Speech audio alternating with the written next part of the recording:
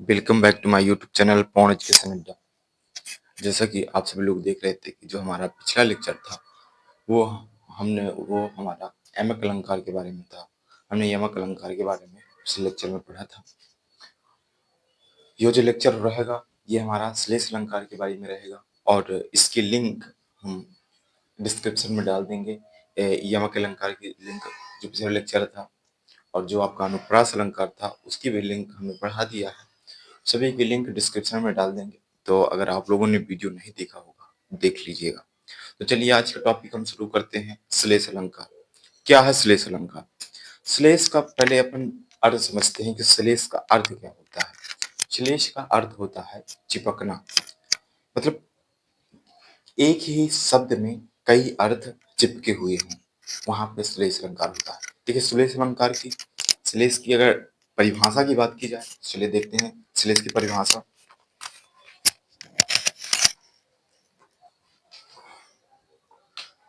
जब किसी शब्द का प्रयोग एक ही बार किया जाता है लेकिन उसके कई अर्थ निकलते हैं। जब कोई शब्द होता है उसका प्रयोग एक ही बार होता है, एक ही बार उसका उपयोग होता है, बट उसके अर्थ कहीं निकलते हैं। ठीक है, वह श्लेष अलंकार कहा जाता है। एक शब्द के कई अर्थ होते हैं, प्रसंग भी अलग अलग होते हैं। जैसे हमने यमक में पढ़ा था कि प्रसंग आपके एक ही होता है, बट इसमें अगर श्लेष की बात की जाए इसमें प्रसंग आपका अलग अलग होता है। तो इसकी डेफिनेशन क्या हुई? श्लेष अलंकार की डेफिनेशन हुई कि जब किसी शब्द का प्रयोग एक ही बार किया जाता है लेकिन उसके कई अर्थ निकलते हैं।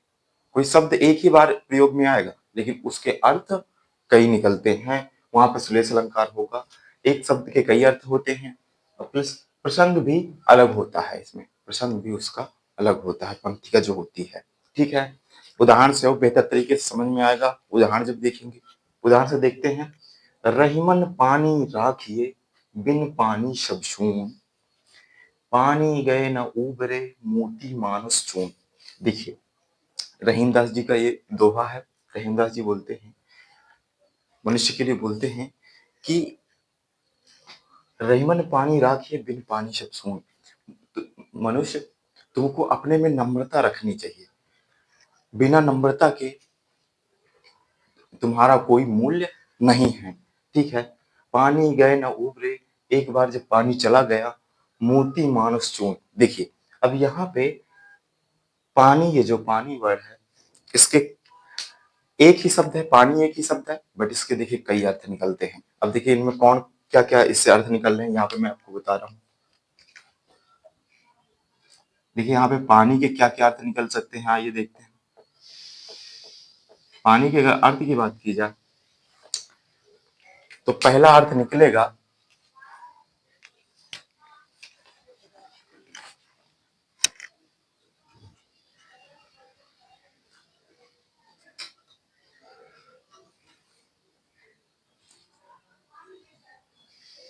पानी गए न उबरे मोती मनुष्य,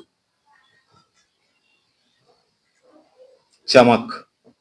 पहले पानी का अर्थ निकलेगा चमक और दूसरे पानी का अर्थ देखा जाए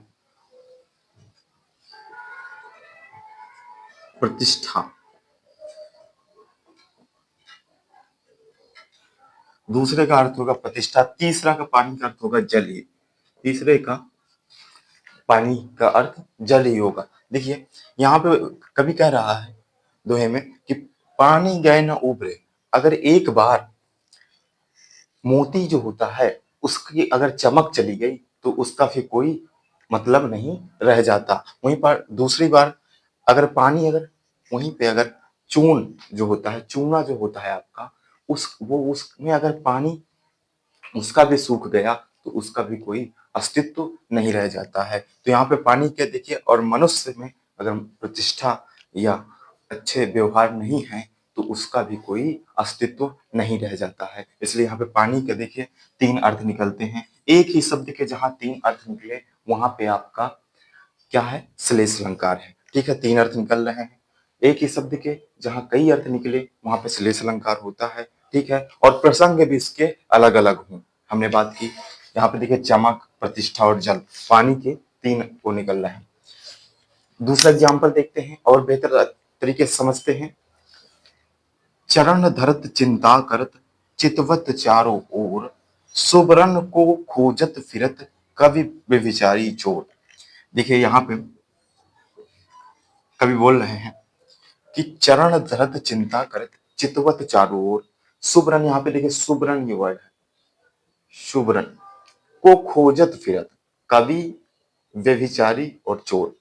ठीक है, तीनों के लिए एक वर्ड यूज किया गया है। अब ये सुबरन के कई अर्थ निकलते हैं यहाँ पे। सुबरन की अगर बात की जाए, चले सुबरन के अर्थ क्या है। सुबरन की अगर बात की जाए, सुबरन,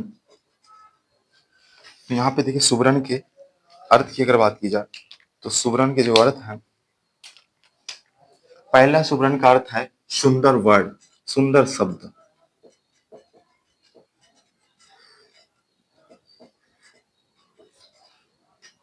और दूसरा सुबरन का अर्थ है सुंदर स्त्री, स्त्री। और तीसरे सुबरन की अगर बात की जाए तो सोना। यहाँ पे तीन अर्थ निकल रहे हैं, सुंदर शब्द, सुंदर स्त्री, सोना। देखिए सुबरन को खोजत, सुबरन जो होता है, सुबरन को खोजते फिरते हैं। सुबरन का तीन अर्थ निकलता है, सुंदर वर्ड, यहाँ पे सुंदर शब्द जो कभी खोजेगा, व्यभिचारी, सुंदर स्त्री को आपका बुरा व्यक्ति, व्यभिचारी का मतलब होता है बुरा व्यक्ति खोजेगा। ठीक है, खोजते हैं। और चोर, अब सोना को चोर खोजता है। तो ठीक है, यहाँ पे तीन अर्थ निकलते हैं, दो या दो से अधिक अर्थ जहां निकले, एक ही शब्द के दो या दो से अधिक अर्थ निकले, वहां पे श्लेष अलंकार होता है। ठीक है, और उसका प्रसंग अलग हो। ठीक है, थर्ड अपन एग्जाम्पल की बात करते हैं, तीसरे उदाहरण की बात करते हैं। आइए देखते हैं। ये देखिए बड़ा मॉडर्न एग्जाम्पल हमने लिया है आपको समझाने के लिए। देखिए इसमें देखिए हमने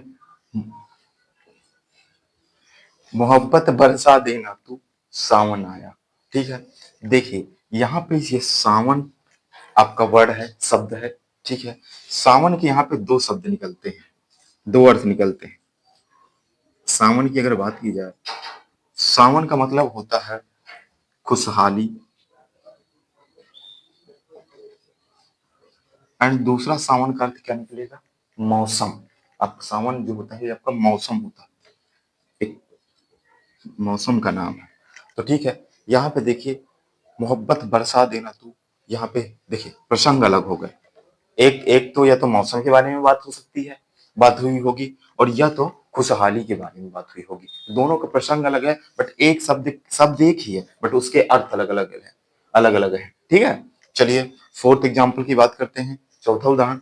प्रियतम बतला दे लाल मेरा कहाँ है। फोर्थ एग्जाम्पल है, प्रियतम बतला दे लाल मेरा कहाँ है। मान लीजिए कोई पत्नी बोल रही है अपने पति से कि प्रीतम बतला दे लाल। देखिए यहाँ पे लाल जो वर्ड है, इसके दो अर्थ निकलते हैं। ठीक है, यहाँ पे दो अर्थ है। लाल मीन्स एक होता है रत्न, जो आपका सोना चांदी होता है, रत्न हो सकता है। ठीक है, और दूसरा लाल मीन्स पुत्र हो सकता है। देखिए प्रसंग यहाँ पे अलग हो गए, बट एक ही शब्द के दो अर्थ निकल रहे हैं। पहला, एक तो लाल का मतलब हो सकता है पुत्र, और दूसरा लाल का मतलब हो सकता है, एक लाल का मतलब पुत्र हो सकता है और दूसरा लाल का मतलब क्या हो सकता है, सोना या सॉरी रत्न। रत्न ज्यादा बेहतर रहेगा कहना, रत्न में सभी आ जाते हैं तो रत्न होगा। ठीक है, तो हमने बात की आज श्लेष अलंकार की। आप लोगों को समझ आया होगा, कोई डाउट है तो आप कमेंट बॉक्स में कमेंट कर सकते हैं। ठीक है, तो हमने आज बात की श्लेष अलंकार की, कि श्लेष का अर्थ होता है चिपकना, अर्थात उसमें एक शब्द में कई अर्थ चिपके होते हैं, वहां पे श्लेष अलंकार होता है। और उसके प्रसंग अलग अलग होते हैं, प्रसंग एक नहीं होगा, प्रसंग यमक में एक होता है, बट श्लेष में अलग होता है। ठीक है, आप लोगों को समझ आया होगा।